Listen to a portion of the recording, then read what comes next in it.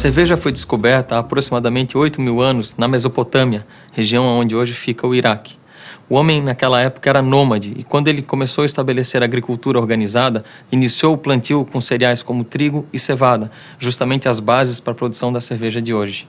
O homem deve ter deixado esses cereais ao tempo e com a chuva eles ficaram umedecidos. Esses grãos umedecidos se tornaram um mingau, que foi fermentado pelas bactérias e leveduras selvagens que estavam em suspensão no ar. Com a fermentação, esse líquido se tornou uma bebida alcoólica. Pela primeira vez, o homem bebeu algo parecido com o que a gente pode chamar hoje de cerveja. Após expandirem seus impérios no norte da África, gregos e romanos aprenderam a fazer cerveja com os egípcios e levaram a bebida para a Europa.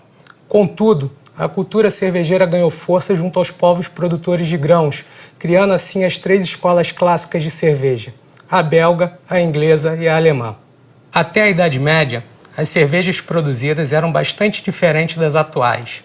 Fermentadas espontaneamente, menos alcoólicas, mais escuras e opacas por não serem filtradas, eram feitas com diversos cereais, aos quais frutas, ervas e raízes locais eram adicionadas para aromatizar a bebida. Era uma bebida produzida em casa, normalmente por mulheres, e por seu alto poder nutritivo, era consumido tanto como alimento como uma forma de medicamento, um verdadeiro pão líquido.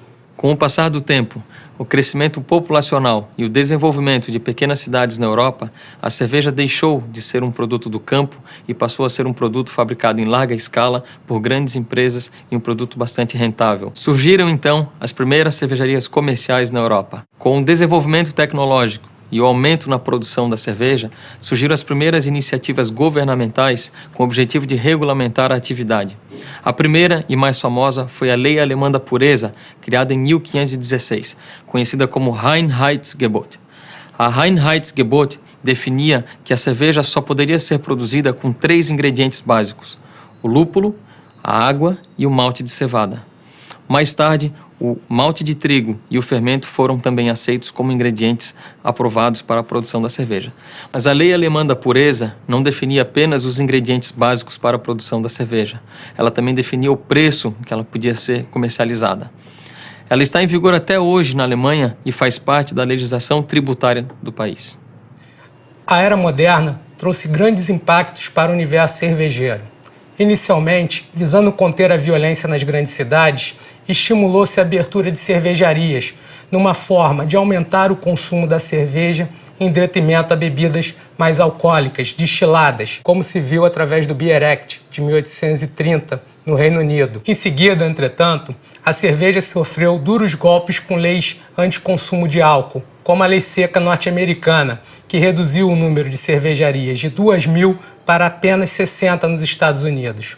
Junto a tais políticas, as grandes guerras, afetando a produção de grãos, fez com que o número também reduzisse na Europa e de 3.223 na Bélgica, restassem apenas cerca de 750, e das mais de 6.000 no Reino Unido, sobrassem cerca de 360.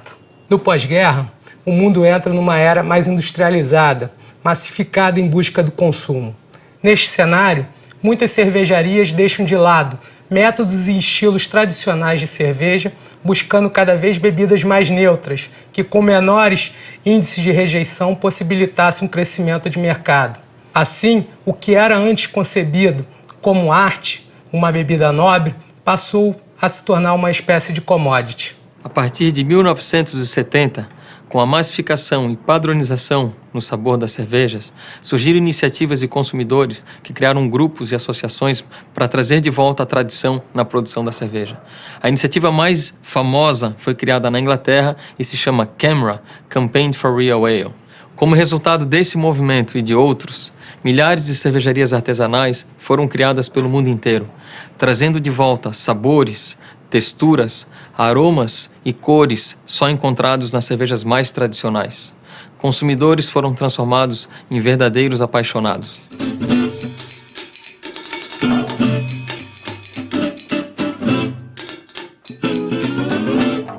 Ein Prosit!